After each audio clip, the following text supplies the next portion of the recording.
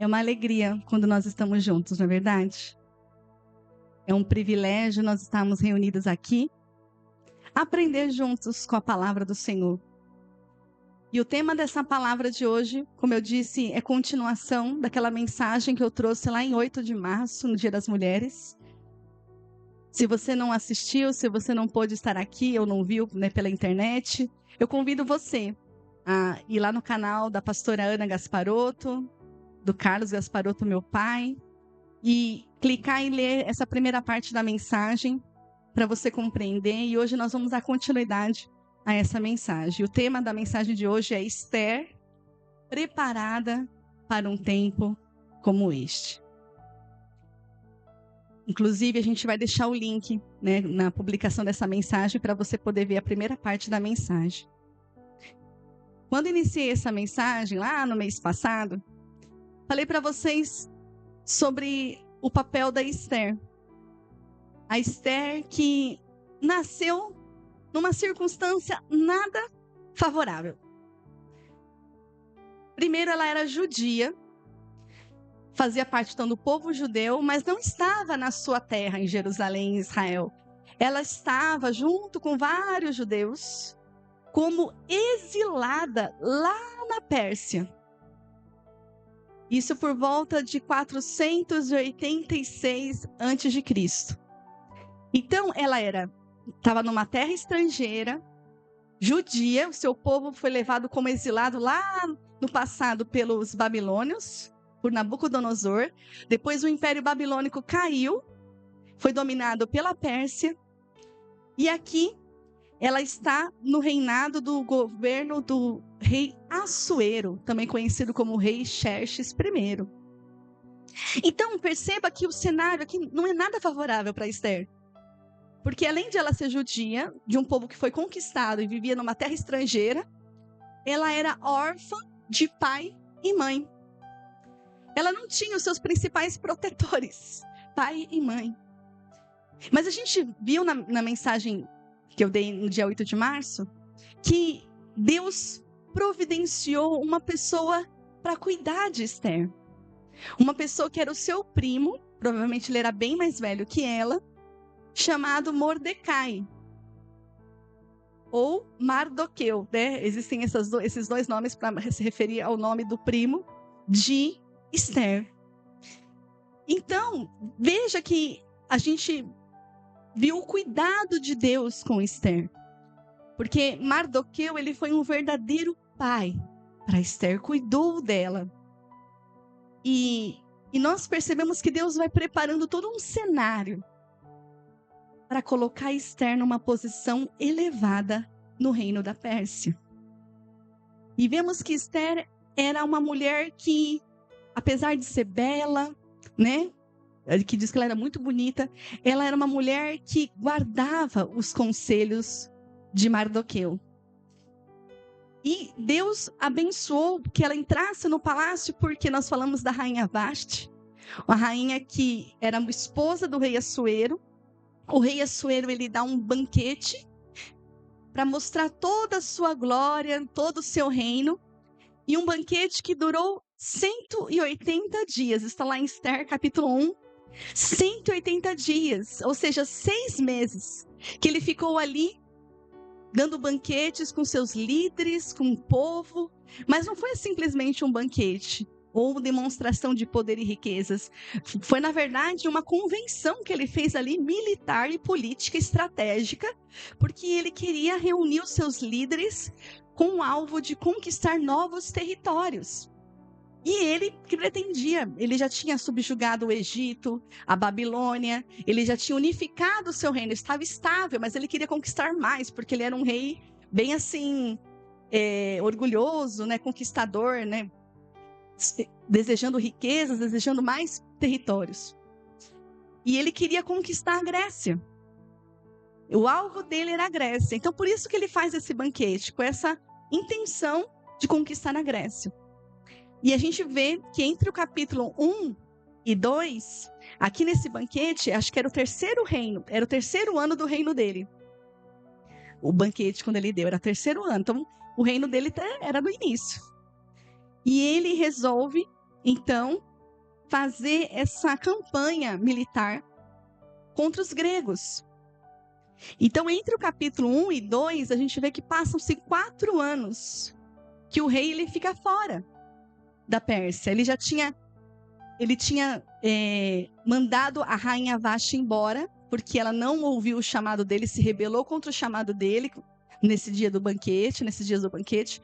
Ele tira a rainha Vashti como rainha e ela vai embora.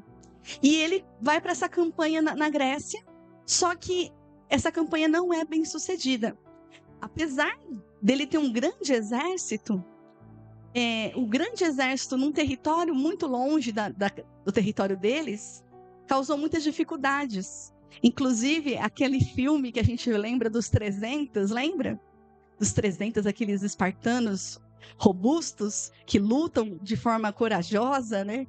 E cheios de perspicácia na guerra, na arte da guerra. Inclusive, esse filme retrata uma das guerras que o rei Assuero lidera contra os gregos. E eles sofrem nessa guerra aí que se chama Batalha de Termópilas, que é retratada pelo filme 300. Eles vencem essa guerra, essa batalha, só que eles sofrem um grande desgaste por causa dos espartanos, da resistência dos espartanos. E depois, mais para frente, ele perde uma batalha naval e ele resolve ir embora, desistir de conquistar a Grécia. Então ele volta para a Pérsia meio que frustrado, né? A campanha dele, que ele investiu tanto, ele não estava contente, ele estava frustrado, meio amargurado, que a gente viu que isso foi um momento propício que Deus preparou para Esther entrar no cenário. Porque foi quando ele se lembra que ele não tem uma rainha, que ele mandou Vashti embora, e agora ele pensa em uma nova rainha. E a gente viu que ele faz um concurso, um verdadeiro concurso de beleza. E isso está retratado lá em Esther, no capítulo 2. E o verdadeiro concurso de beleza em que, por acaso, Esther é escolhida. Entre várias mulheres jovens, virgens do reino, Esther é escolhida. E Esther, quando os olhos do rei Assuero param em Esther, ele se encanta. Deus abençoou Esther ali dentro do palácio. Ela conseguiu ser favorecida pelo chefe do harém. E Assuero escolhe Esther como rainha. E eu separei uma primeira imagem aí de Esther casando-se com o rei Assuero. E então, foi a partir daí que a gente parou na mensagem que eu iniciei. E a partir de agora, nós vamos dar continuidade. E vamos ver que quando o propósito começa a ser provado, todo aquele que decide se posicionar em Deus enfrentará oposição. Tá? Então, olha só, essa imagem da rainha se casando.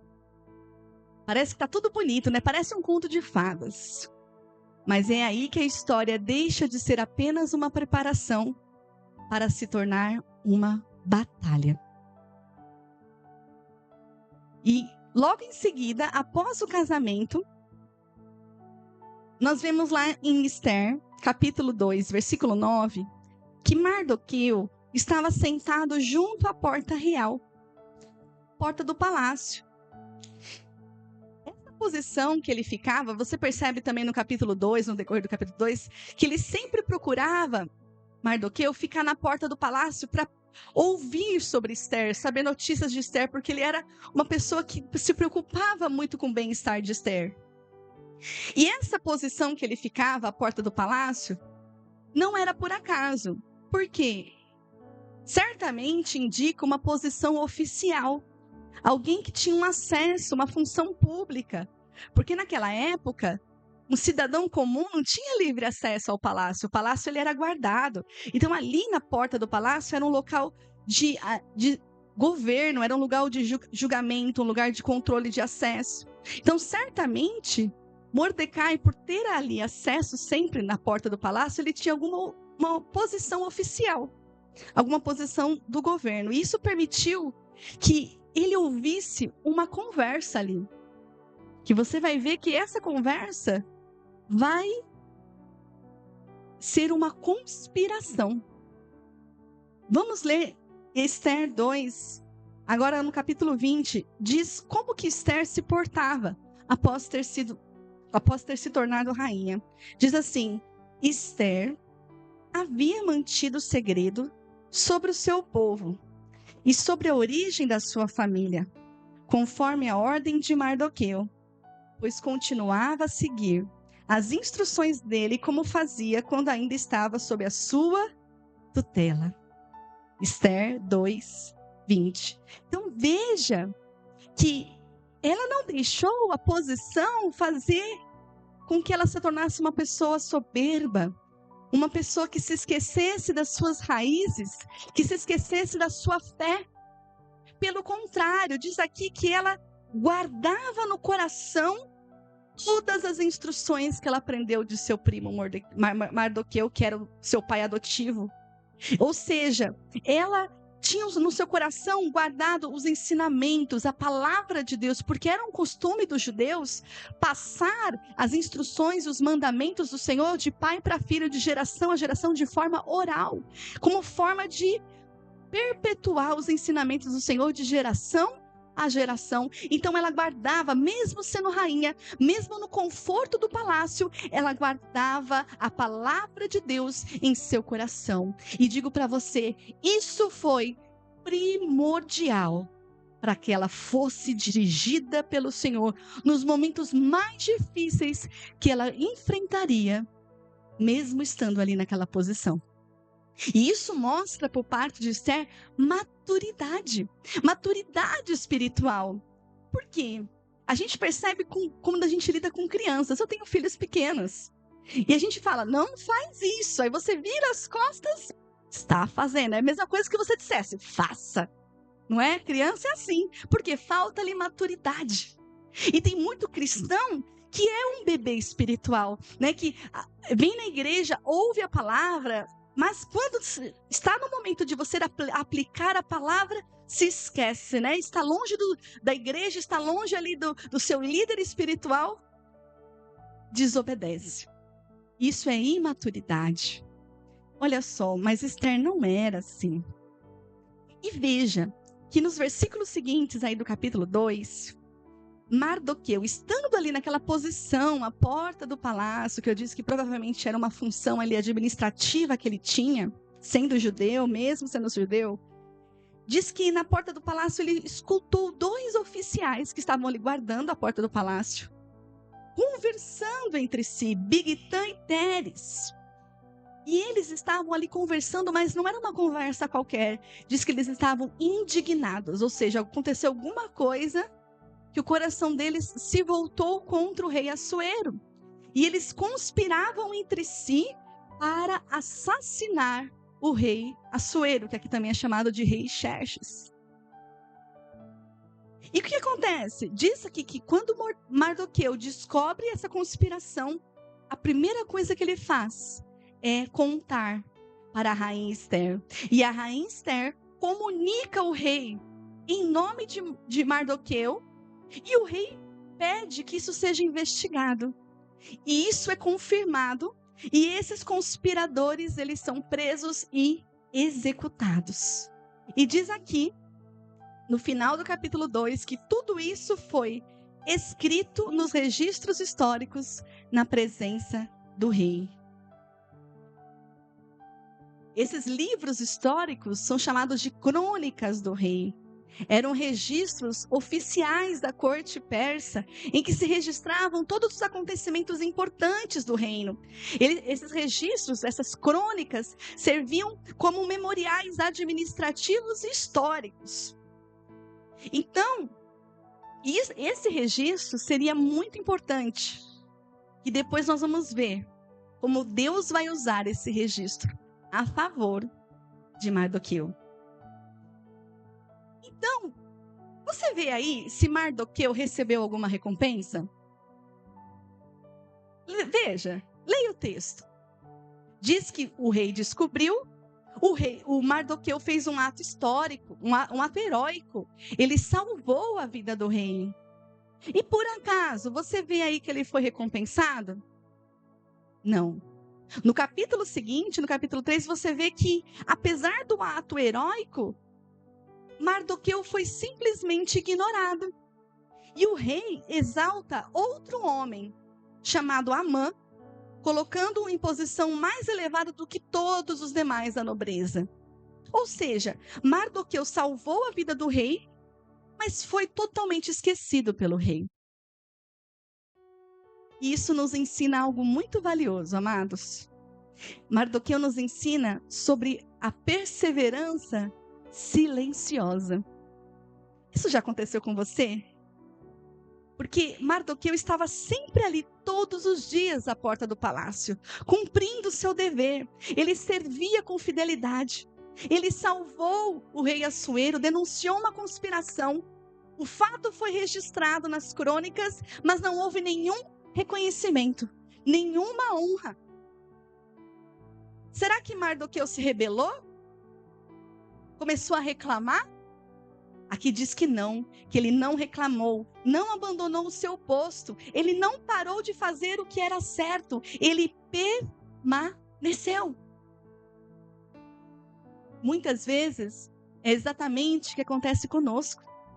Fazemos o que é correto, buscamos sempre nos dedicar, não só na igreja, né, na palavra, no ensino da palavra, mas também no nosso trabalho, na nossa casa, servimos com dedicação, agindo com integridade, e parece que ninguém vê. Já aconteceu isso com você? Ninguém reconhece, ninguém retribui. O registro pode até estar ali nas crônicas, mas ninguém vê.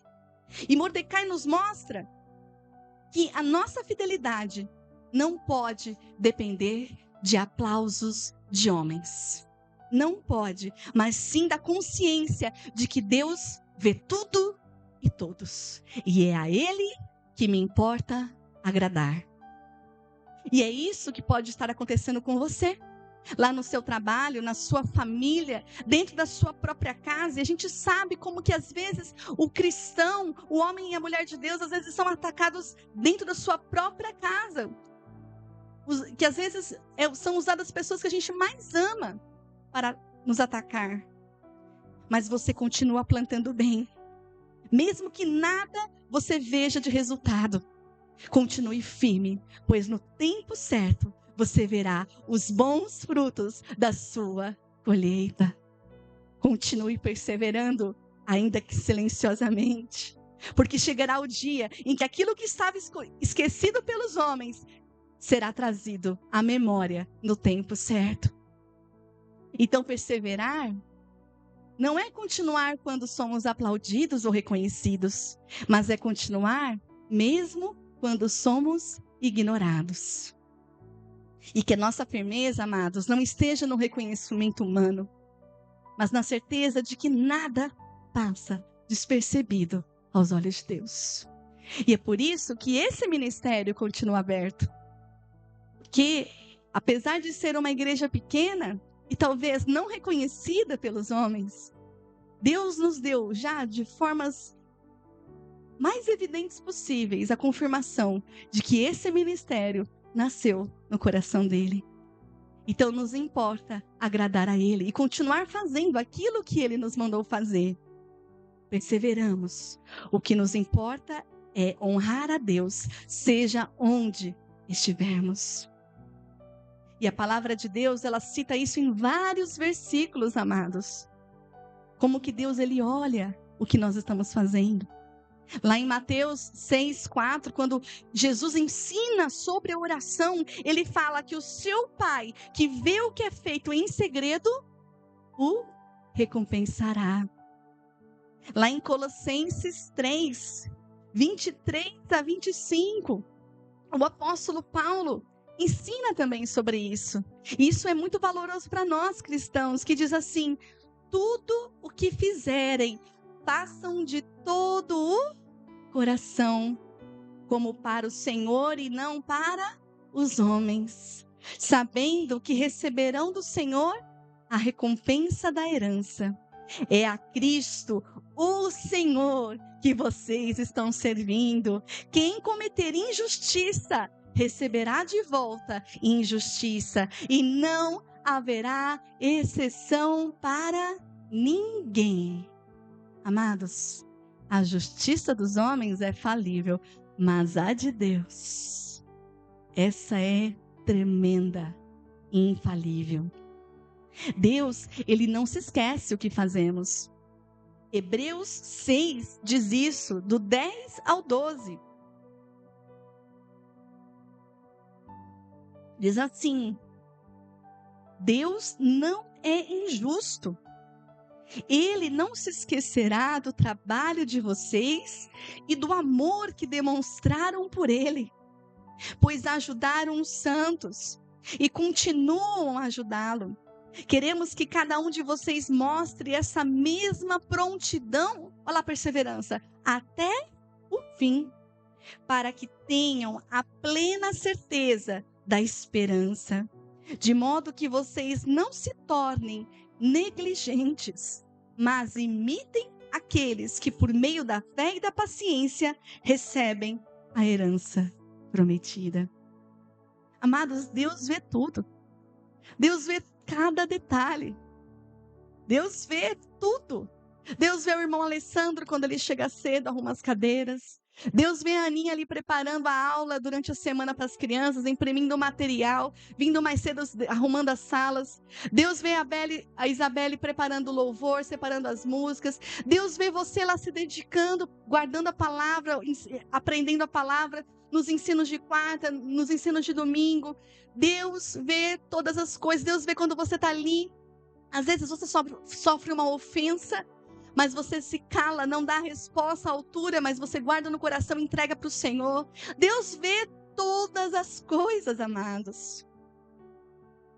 Diz aqui em Provérbios 15:3, os olhos do Senhor estão em toda parte, observando atentamente os maus e os bons. Gente, nada escapa do olhar do Senhor. É por isso que precisamos perseverar, mesmo sem o reconhecimento, fazendo como Paulo falou aos Colossenses, mostrando a mesma prontidão até o fim, não sendo negligentes.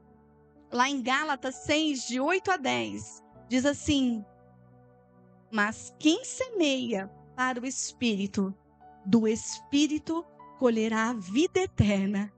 E não nos cansemos de fazer o bem, pois no tempo próprio colheremos, se não desanimarmos. Portanto, enquanto temos oportunidade, façamos o bem a todos, especialmente aos da família da fé. Perceba? É por isso que a palavra nos exorta a nos mantermos firmes o tempo todo. Em 1 Coríntios 15:58, portanto, meus amados irmãos, mantenham-se firmes e que nada, nem doença, nem morte, nem perdas, nem calúnias, nem abandonos, nem mentiras, nem frustrações, nada os abale. Sejam sempre dedicados à obra do Senhor, pois vocês sabem que no Senhor o trabalho de vocês não será inútil. Mantenham-se firmes, inabaláveis, sempre abundantes na obra do Senhor, porque Deus, Ele exalta no tempo certo. Deus conhece os corações, amados. Ele conhece as circunstâncias e os tempos. Em 1 Pedro 5, de 6 a 7, diz: humilhem-se debaixo da poderosa mão de Deus, para que Ele os exalte no devido tempo.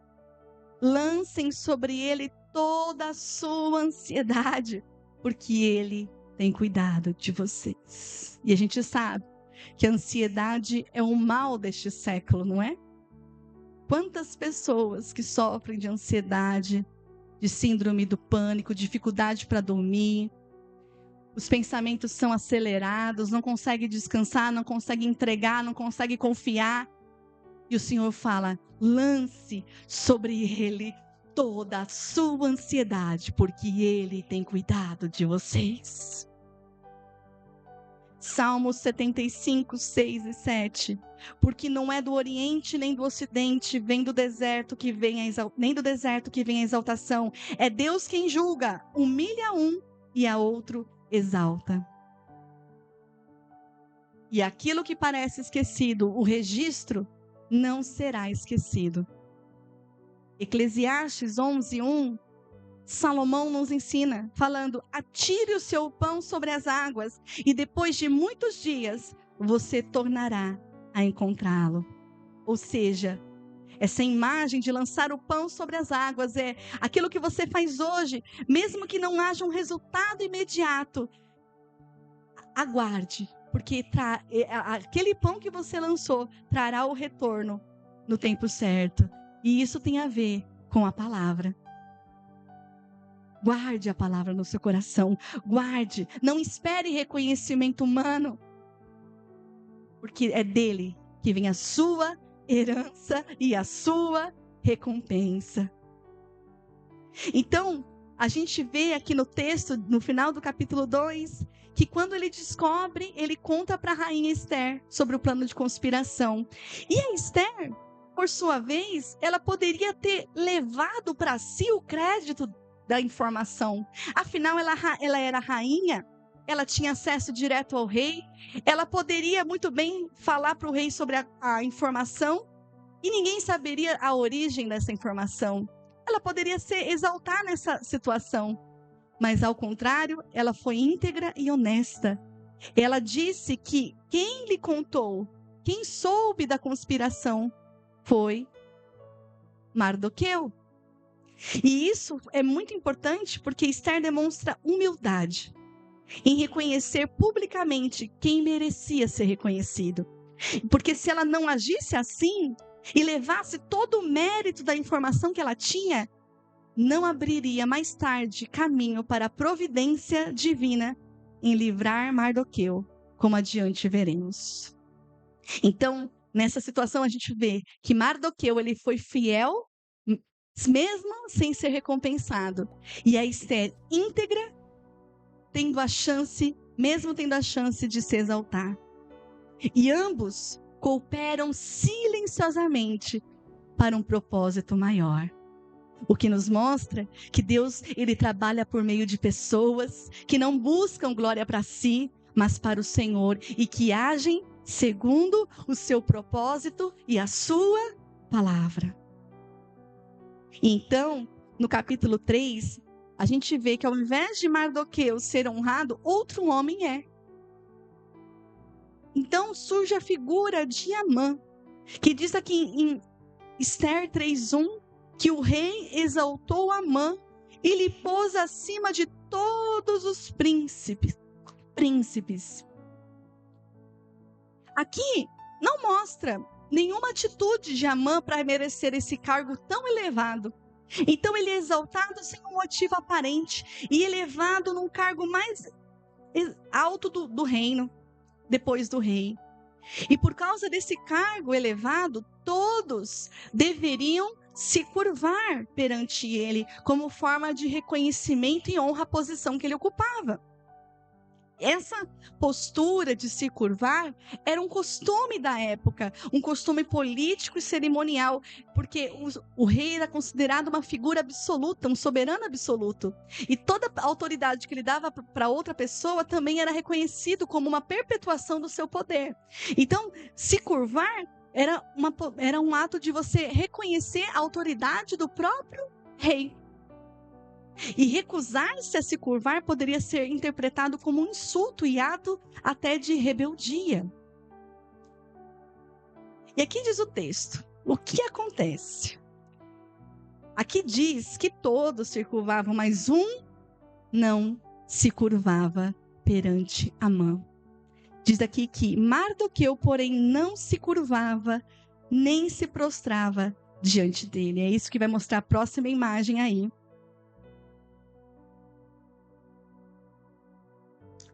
De Mardoqueu recusando-se a curvar-se. E diz aqui sobre a origem de Amã, no versículo 1 do capítulo 3, que ele era filho de Amedate, descendente de Agag. O que significa isso? Algumas versões dizem que ele era agagita, ou seja, descendente de Agag. Agag, ele era um título do rei dos Amalequitas. E também foi um rei, o rei chamado Agag, aquele mesmo rei que foi poupado pelo rei Saul e depois executado por Samuel. Então os amalequitas, que provinham de Agag, eles eram inimigos históricos de Israel. Os amalequitas, foram eles que, quando Israel saiu do Egito, indo ao deserto, rumo à terra que o Senhor mostraria, os amalequitas atacavam Israel e atacavam os mais vulneráveis, crianças, idosos. Então eles eram covardes. Eles fizeram muitos atos de crueldade contra Israel, às vezes tentando isolar Israel, impedindo de pegar comida, água.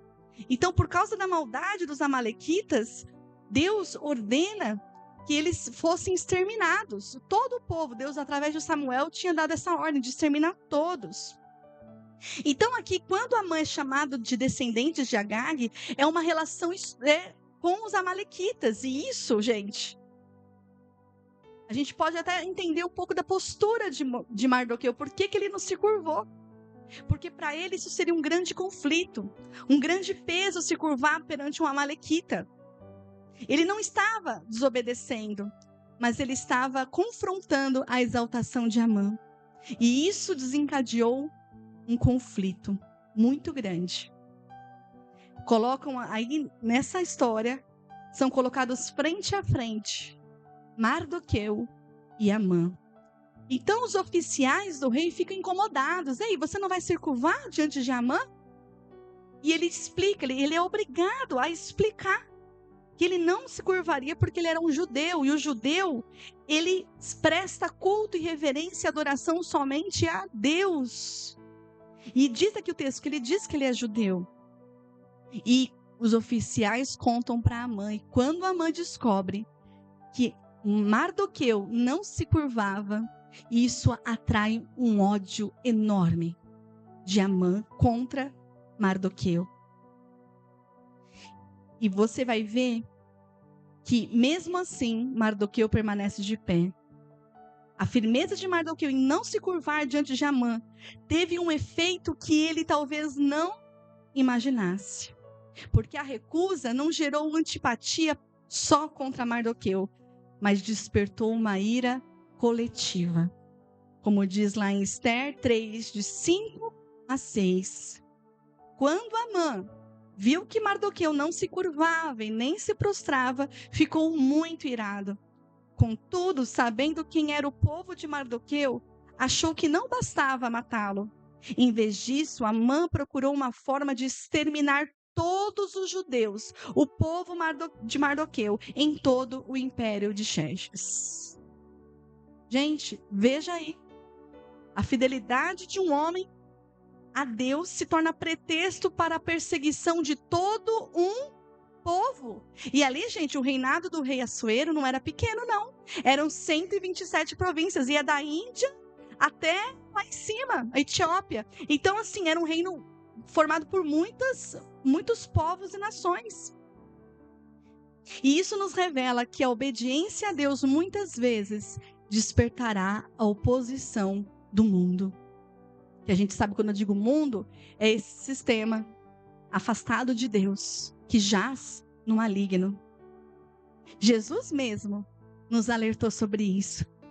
Lá em João 15, 18 e 19, Jesus ele foi muito claro. Se o mundo os odeia, tenham em mente que antes odiou a mim. Se vocês pertencessem ao mundo, ele os amaria como se fossem dele. Todavia, vocês não são do mundo, mas eu os escolhi, tirando-os do mundo. Por isso o mundo os odeia. E a gente sabe, a gente sente essa pressão espiritual. Não é um ódio comum. Esse ódio de Amã não era algo comum, era algo espiritual. Mas nós temos uma promessa, amados, que Jesus também nos deixou lá em Mateus 5,10, que bem-aventurados os perseguidos por causa da justiça, pois deles é o reino dos céus. Em 2 Timóteo 3,12, o apóstolo Paulo também nos diz, de fato, todos os que desejam viver piedosamente em Cristo Jesus serão perseguidos. Então, está muito claro na palavra que aquele que quer obedecer ao Senhor vai enfrentar oposição, vai enfrentar ódio. E a postura de Mardoqueu era luz em meio a um sistema corrompido de bajulação, de idolatria do poder. Ele não fez nada de errado, ele permaneceu fiel. Muitas vezes, nós não seremos rejeitados por fazer o mal, mas por fazer o que é certo. E para agradar a Deus, muitas vezes, desagradaremos a homens. Mas, como diz lá em Atos 5,29, importa obedecer a Deus e não aos homens. É fácil falar, mas na prática é difícil.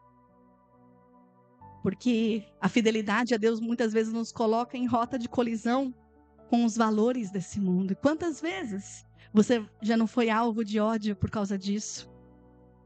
E vemos aqui que no capítulo 3, o ódio de Amã contra Mardoqueu o leva a elaborar um plano maquiavélico. Diz lá em Esther, texto de Esther, capítulo 3, do 7 ao 14, que ele vai procurar o rei, olha só. E diz aqui, no primeiro mês do 12º reino do rei Xerxes, no mês de Nisã, lançaram o pur, isto é, a sorte, na presença de Amã, para escolher um dia e um mês para executar o plano. E foi sorteado o 12º mês, o mês de Adar.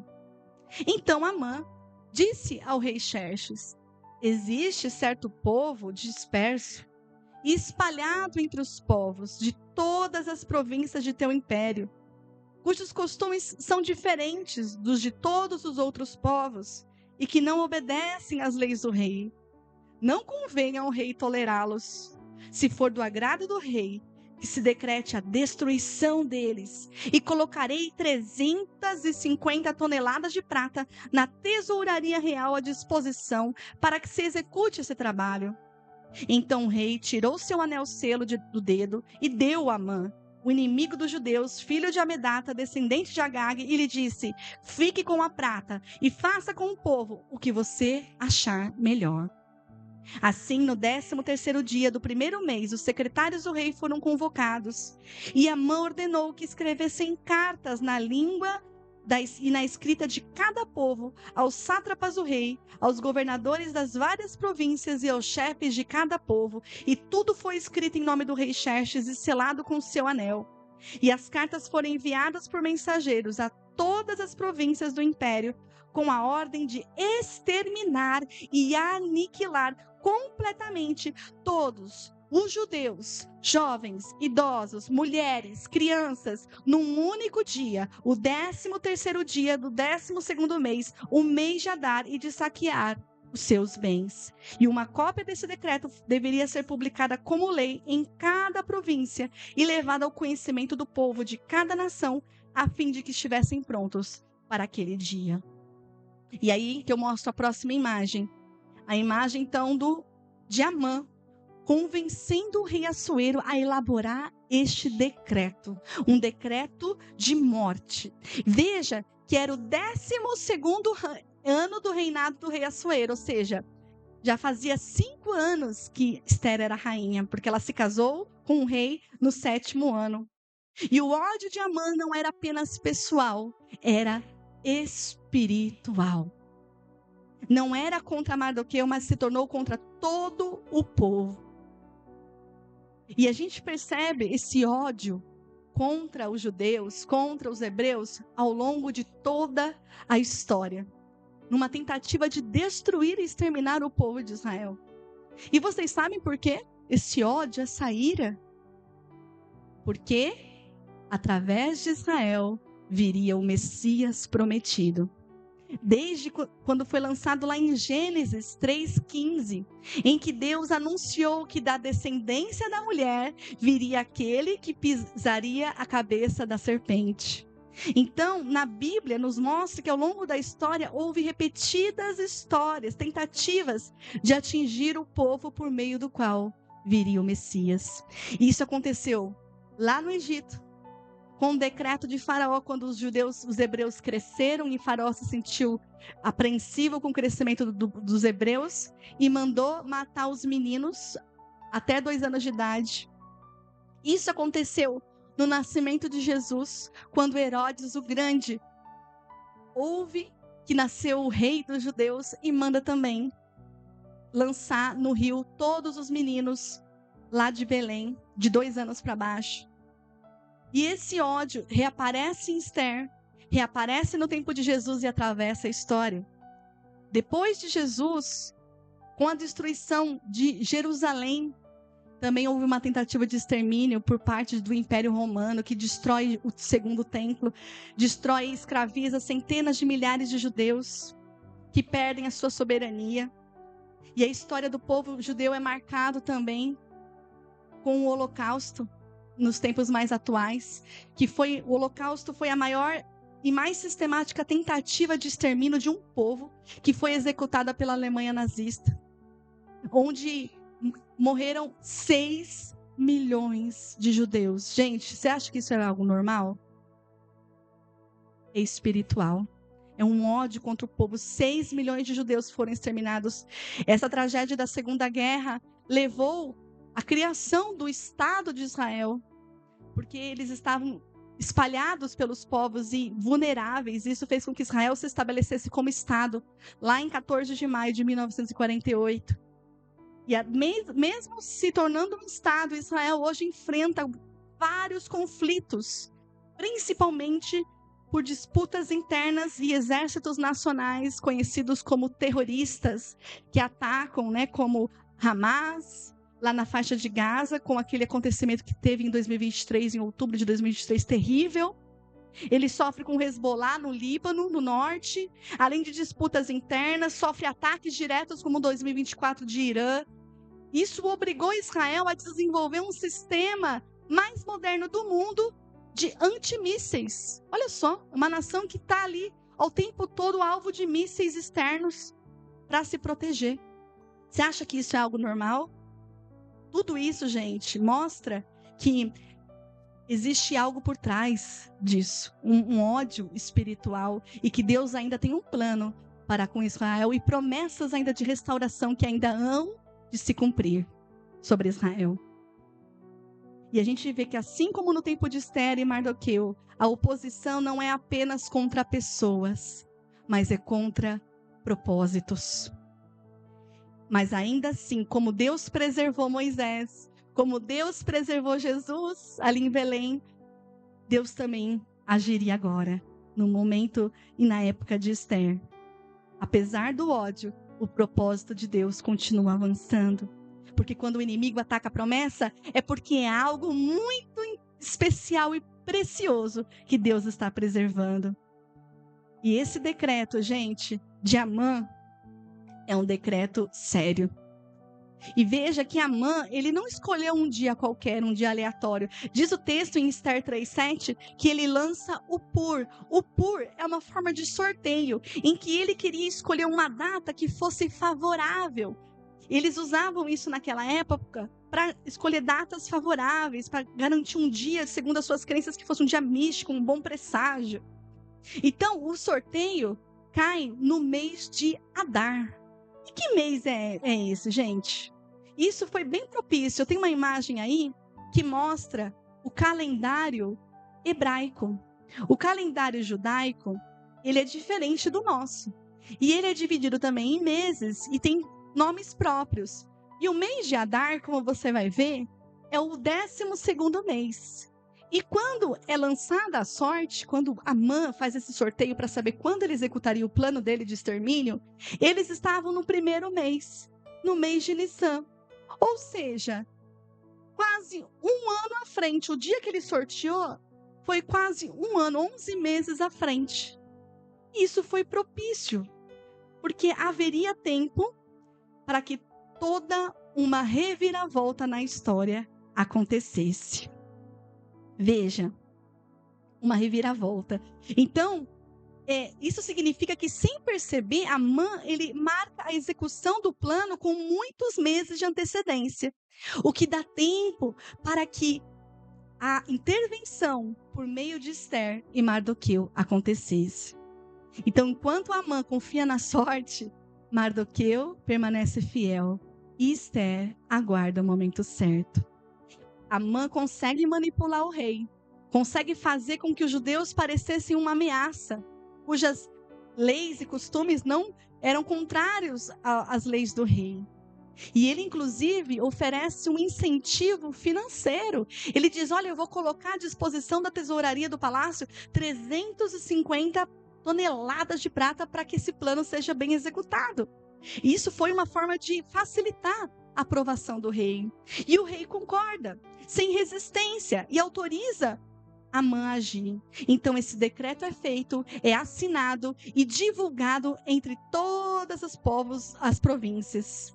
E por causa disso, diz o texto, que a cidade de Suzã ficou em confusão. Olha só, por que confusão? Porque o Império Persa era um império multicultural. Eles dominavam vários povos, então ali não tinham só judeus, e tinham egípcios, tinham outros povos de outras nações, que também se sentiram ameaçados. Ué, se eles pretendem matar, exterminar todo um povo judeu, imaginem nós.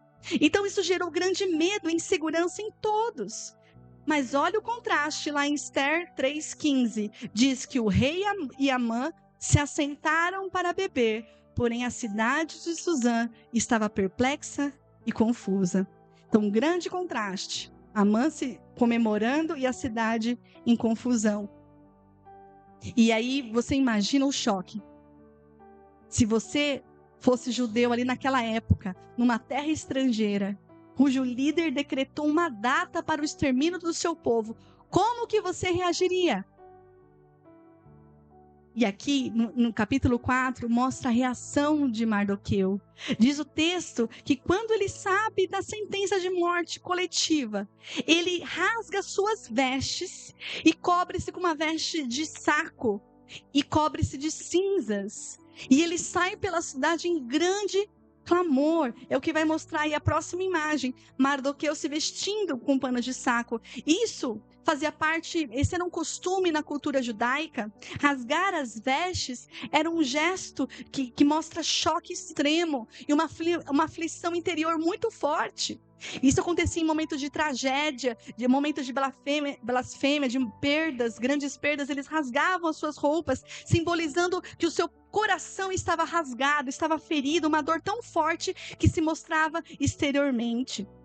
E vestir-se de pano de saco também fazia parte, para mostrar, eles colocavam roupas, com tecidos grosseiros, para mostrar humilhação, arrependimento, luto, abandono do conforto.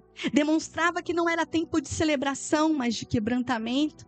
E cobrir-se de cinzas simbolizava abatimento, mortalidade, mostrar a sua fragilidade humana diante de Deus, se lembrando do que eles vieram do pó, da ruína, dependência do Senhor. E geralmente isso vinha acompanhado de jejum e oração. Então, quando Mardoqueu começa a rasgar as suas vestes e correr pela cidade clamando, ele faz um clamor espiritual, um clamor comunitário. Ele se identifica com o sofrimento do seu povo, ele não fica ali indiferente. E onde o decreto chegava, os judeus faziam a mesma coisa. Levantou-se um grande pranto, um grande choro em todas as províncias por onde chegava o decreto.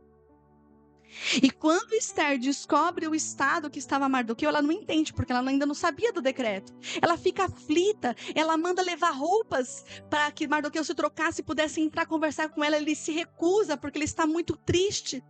E aí ela manda um oficial tentar descobrir o que está acontecendo, o que vai mostrar a próxima imagem aí. E esse oficial vai conversar com Mardoqueu. E Mardoqueu entrega uma cópia do decreto e fala, olha, avise o que está acontecendo. Avise a Ester sobre essa estratégia de Amã. Aí diz lá em Esther 4, 9, do 10 ao 14, diz assim: então ela o instruiu que dissesse o seguinte a Mardoqueu: todos os oficiais do rei e o povo das províncias do império sabem que existe uma lei para qualquer homem ou mulher que se aproxime do rei no pátio interno, sem por ele ser chamado, será morto, a não ser que o rei estenda o cetro de ouro para a pessoa e lhe poupe a vida. E eu não sou chamada à presença do rei há mais de 30 dias. E quando Mardoqueu recebe a resposta de Esther, mandou dizer-lhe: não pense que pelo fato de estar no palácio do rei, de todos os judeus, só você escapará. Pois se você ficar calada nesta hora, socorro e livramento surgirão de outra parte para os judeus, mas você e a família de seu pai morrerão. Quem sabe se não foi para um momento como este que você chegou à posição de rainha? Olha a sabedoria de Mardoqueu. Esther, em primeiro momento, ela hesita, porque atender ao pedido de Mardoqueu, ou seja, ir até o rei sem ser chamada, seria arriscar a sua própria vida. Porque lá, na lei persa, existiam vários protocolos para se aproximar do rei. Não era qualquer pessoa que poderia chegar ali e entrar no pátio para falar com o rei. Se alguém fizesse isso e o rei reprovasse, a pessoa ia condenada à morte, se ele não estendesse o cetro em misericórdia. Então, e ela já havia 30 dias que ela não via o rei. Então, para ela parecia perigoso se aproximar do rei. Esses protocolos de segurança, porque naquela época, como a gente viu, existiam muitas conspirações para tomar o reinado. Então, eles faziam esses protocolos para realmente preservar o rei de ameaças, contra desrespeitos. Então, a Esther, ela não estava sendo... não era um drama que ela estava fazendo, era um medo real. E o problema era sério, porque o decreto que foi feito, ele era irrevogável, porque foi usado um anel do rei. E naquela época, todo decreto, nem o próprio rei poderia revogar aquele decreto. Então a crise era séria. Existia um decreto oficial marcando a destruição dos judeus.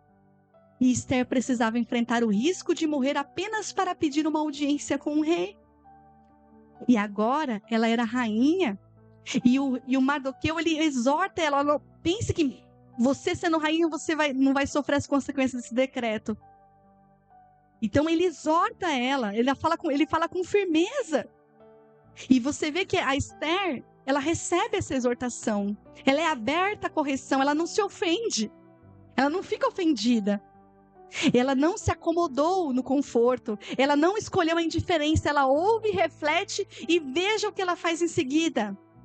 Esther 4, do 15 ao 17. Então, Esther mandou essa resposta a Mardoqueu: vá reunir todos os judeus que estão em Suzã e jejuem em meu favor. Não comam nem bebam durante 3 dias e 3 noites. E eu e minhas criadas jejuaremos com vocês. Depois disso, irei ao rei, ainda que seja contra a lei. Se tiver que morrer, morrerei. Mardoqueu retirou-se e cumpriu todas as instruções de Esther. E aí nós vamos ver a próxima imagem desse período de humilhação, desse período que eles ficaram 3 dias em jejum e oração, e ela convocou todos os judeus da cidade de Suzã, que era a capital, a jejuarem com ela. Então Esther, ela sentiu medo,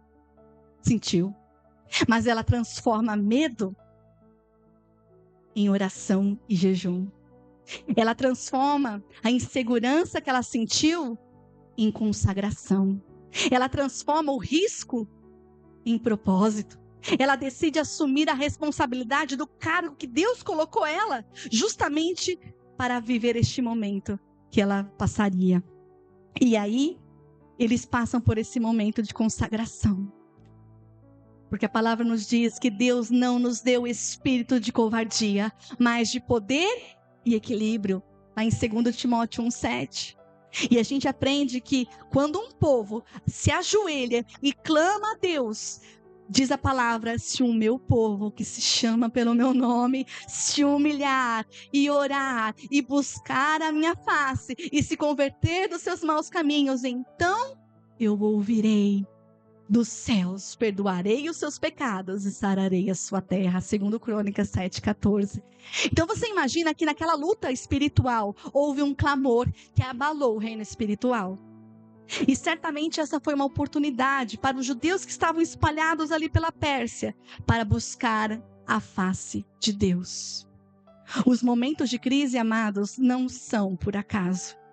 Sempre vêm para aprendermos algo, especialmente para estarmos próximos do Senhor, reanalisarmos a nossa vida, o modo como temos vivido e nos sujeitarmos a Ele e a sua palavra. A coragem não é a ausência do medo, mas é a decisão de obedecer apesar do medo. E quantas vezes o conforto, ele tenta nos calar? Quantas vezes o medo tenta nos paralisar? Quantas vezes a posição nos torna indiferentes, o conforto? A gente se acomoda com o nosso trabalho, com a nossa rotina, com a nossa família, e às vezes não damos o devido valor à presença do Senhor, ao seu conselho, à sua direção, ao seu propósito. E a Esther nos ensina que homens e mulheres não se escondem atrás do conforto, atrás da rotina, atrás da sua vida, dos seus privilégios, quando uma geração inteira precisa de intercessão. E esse mover vai ser fundamental, porque no capítulo 4 existe humilhação, existe jejum, existe a busca pela providência divina. E depois de 3 dias, Esther se levanta diferente.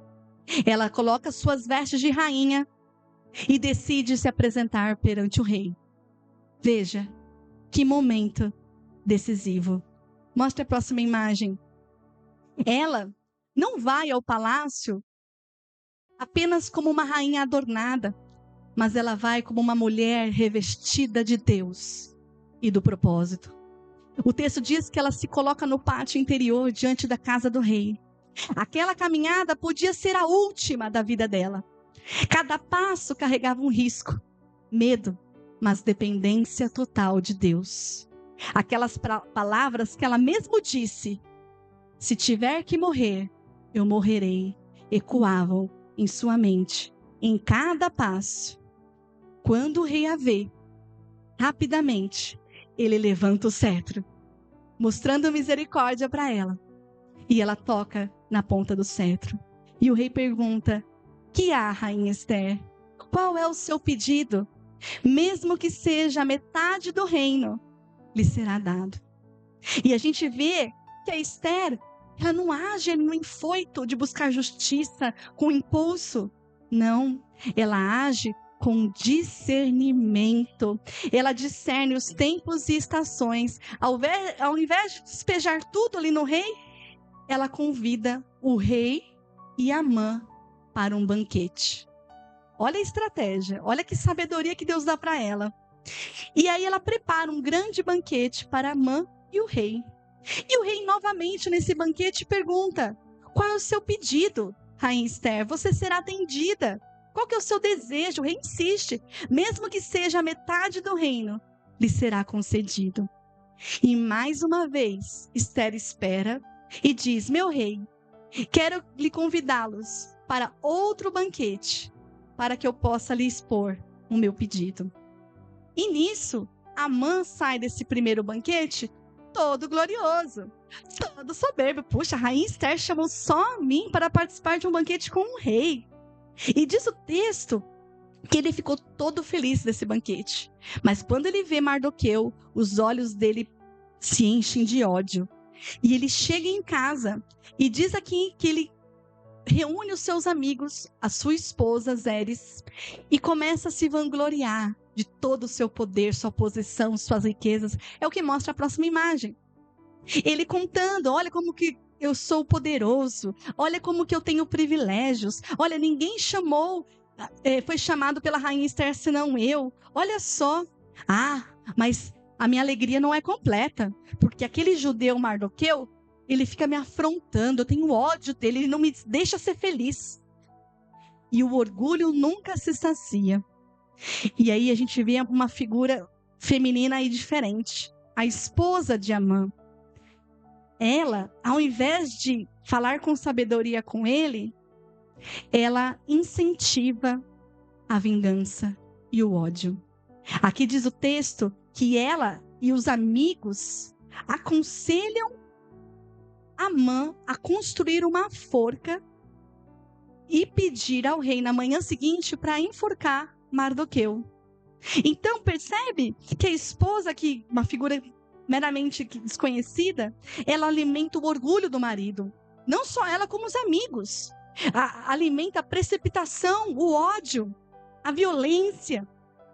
E isso nos mostra, né, que tomar muito cuidado com conselhos de pessoas que às vezes vêm para destruir, influências destrutivas até mesmo dentro do lar.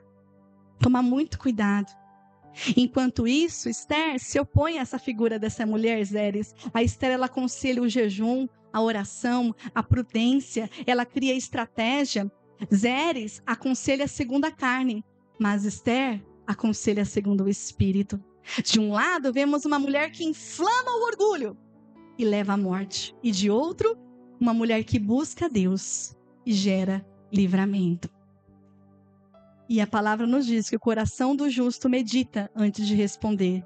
Então, Amã, ele dorme aquela noite planejando, ele pega aquele conselho, ele fica feliz com aquele conselho e resolve construir uma forca de 20 metros. E na manhã seguinte ele vai dormindo só pensando, não, vou falar com o rei logo cedo para enforcar esse Mardoqueu.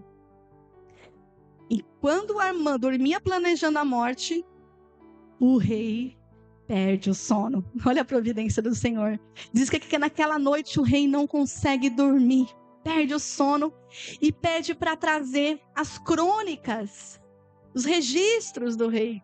E ele começa a ler aqueles registros. Deus move céus e terra, mas também move uma noite sem sono para operar um propósito dele. Quantas vezes Deus não te acordou de madrugada para você orar, para você buscar a face dele, para ele falar com você, para ele te trazer paz, algo que estava te trazendo aflição? Deus também move noites sem sono.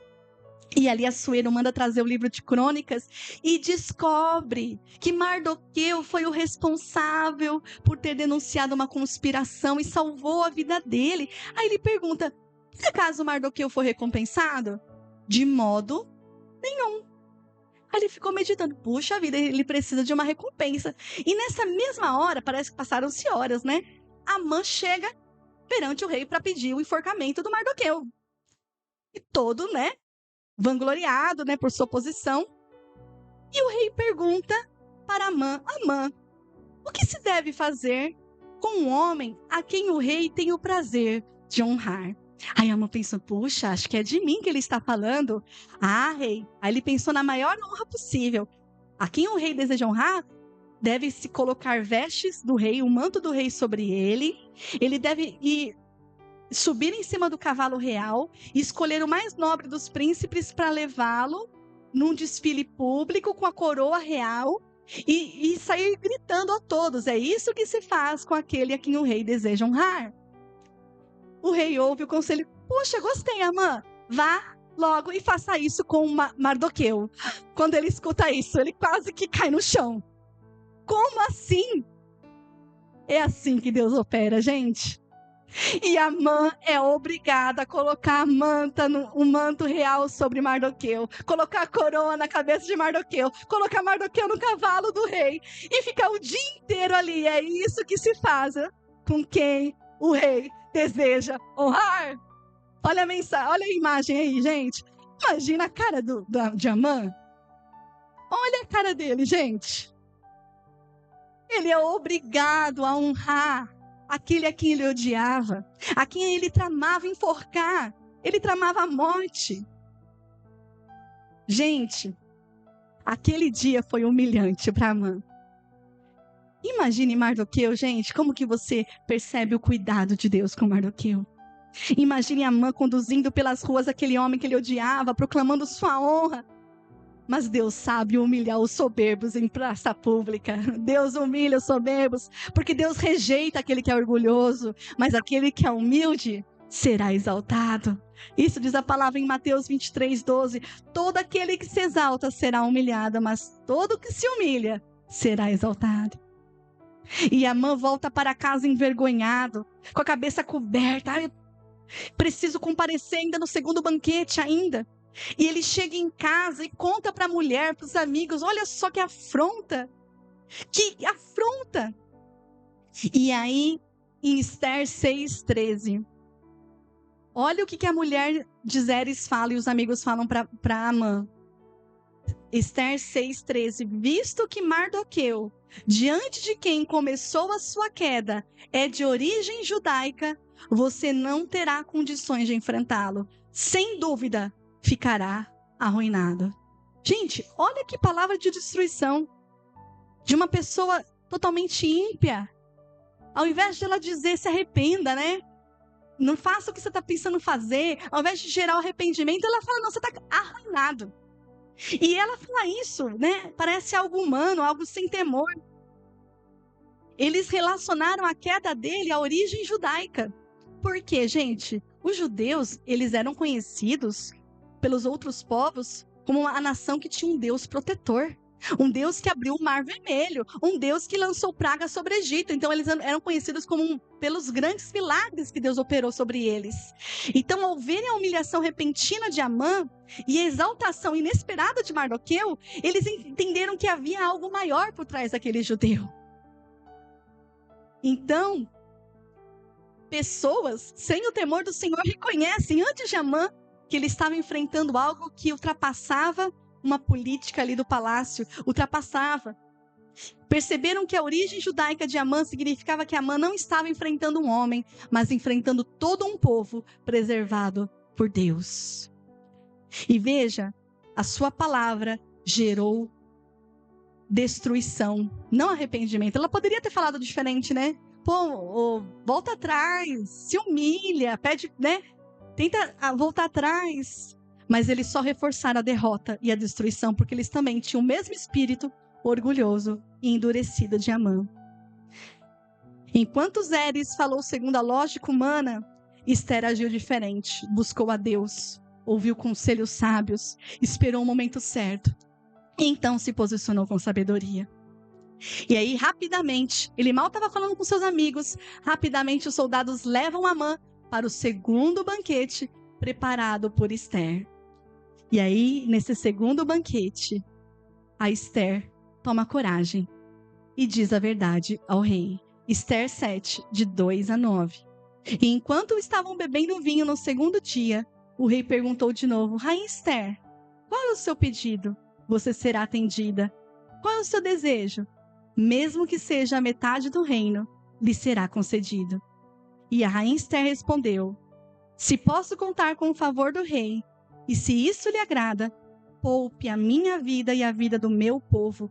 Este é o meu pedido e é o meu desejo, pois eu e o meu povo fomos vendidos para a destruição, morte e aniquilação. Se apenas tivéssemos sido vendidos como escravos e escravas, eu teria ficado em silêncio, porque nenhuma aflição como essa justificaria perturbar o rei. E o rei Xerxes perguntou à rainha Esther, quem se atreveu a uma coisa dessas? Onde está ele? É o que vai mostrar a próxima imagem. Respondeu Esther, o adversário e inimigo é Amã, esse perverso. Diante disso, Amã ficou apavorado. Você imagina a cena? A Esther revela o plano maligno e revela sua própria identidade. Eu sou judia e este homem está tramando contra todo o meu povo. E nesse momento diz o texto que o rei levantou irado. Ele levantou-se, deixou uma mesa e foi para o jardim, mas iradíssimo. Como que eu pude confiar nesse homem? Como que eu pude dar o meu anel cedo para ele? Imagina, né, a revolta do rei. E nisso Amã fica desesperado e começa a implorar por sua vida aos pés da rainha Esther. E quando o rei volta, ele acha que ele quer machucar a rainha e ele leva isso com maior afronta. Quem você pensa que está fazendo? E um dos oficiais fala, olha, este Amã preparou uma forca contra Mardoqueu. os oficiais falam: ah, ele preparou uma forca, então seja ele enforcado nessa própria forca que ele preparou. E aí é a imagem que mostra a próxima imagem, que é a imagem do banquete, e a imagem em que aparece a rainha Esther apontando. Olha o desespero, né? É esse que tem tramado contra o meu povo. A mesa vira tribunal, o banquete vira juízo, e o rei sai indignado. Amã se lança sobre o leito de Esther implorando por misericórdia, mas um dos oficiais fala: olha, ele havia preparado uma forca para matar aquele que salvou o rei. E o rei dá ordem imediatamente: enforcai-o nela. A mesma estrutura erguida pelo mal se torna instrumento de sua queda. É isso que a palavra fala, né? Que às vezes o inimigo faz armadilhas contra o justo, mas ele próprio cai na sua armadilha. Lá em Provérbios 26, 27, quem faz uma cova, nela cairá. Se alguém rola uma pedra, esta rolará de volta sobre ele. E Salmo 7, 15, 16, quem cava um buraco e o aprofunda, cairá nessa armadilha que fez. A sua maldade se voltará contra ele e a sua violência cairá sobre a própria cabeça. E após a morte de Amã, Amã enforcado na própria forca que ele preparou, o rei dá à rainha todos os bens de Amã, que não eram poucos, dá para a rainha Esther. E a rainha Esther nomeia Mardoqueu como administrador de todos esses bens. E quando ela revela a sua identidade, ela revela o seu parentesco com Mardoqueu. E por isso Mardoqueu ele é trazido à presença do rei e elevado à alta posição. E o rei dá para Mardoqueu seu anel e autoridade, colocando-o na mesma posição antes ocupada por Amã. Mas havia ainda um último problema a resolver. O decreto não poderia ser revogado nem pelo próprio rei. E ele estava valendo. Por isso, diz o texto, que Esther, ela se apresenta de novo diante do rei. Ela se apresenta agora chorando diante dele, suplicando. Aqui vai mostrar a próxima imagem. Ela suplica pelo seu povo, intercede. E novamente o rei estende o cetro sobre ela. E ela diz aqui, Esther 8, de 5 e 6, se for do agrado do rei, se possa contar com o seu favor, e se ele considerar justo, que se escreva uma ordem revogando as cartas que Amã, filho do Agagita Amedate, escreveu para que os judeus fossem exterminados em todas as províncias do império. Pois como suportarei ver a desgraça que cairá sobre o meu povo? Como suportarei a destruição da minha própria família? Olha só, ainda preocupada com aquele decreto. É essa imagem que vocês veem agora. Porque uma lei persa não poderia ser revogada nem pelo próprio rei. Mas o rei dá uma estratégia. O rei dá o seu anel-selo para Mardoqueu e permite que ele faça um novo decreto. Um novo decreto que permitiria que os judeus se defendessem naquele dia marcado para a sua destruição. Já era o 3º mês, ou seja, faltavam ainda 9 meses para a data marcada para a destruição. E o novo decreto dava o direito para os judeus se reunirem e se protegerem para qualquer força armada que se levantasse contra eles, eles poderem se defenderem também. Então perceba, ainda haveria luta. Não era bobeira, porque havia muitos que odiavam os judeus ali. Então, o novo decreto passaria a valer na mesma data marcada por Amã, no 13º dia do 12º mês. Ou seja, aquele dia que seria de massacre, torna-se dia de vitória. E um novo decreto oficial é emitido e espalhado por todas as províncias. Diz que os povos, os judeus, quando receberam o novo decreto, fizeram banquetes, jubilaram e agradeceram, fizeram festas em comemoração, porque eles poderiam agora se proteger. Ou seja, o choro se transformou em festa. Porque é isso que Deus opera, que o choro pode durar uma noite, mas a alegria vem pela manhã. Porque o Senhor muda o nosso pranto em danço e a nossa veste de lamento em veste de alegria.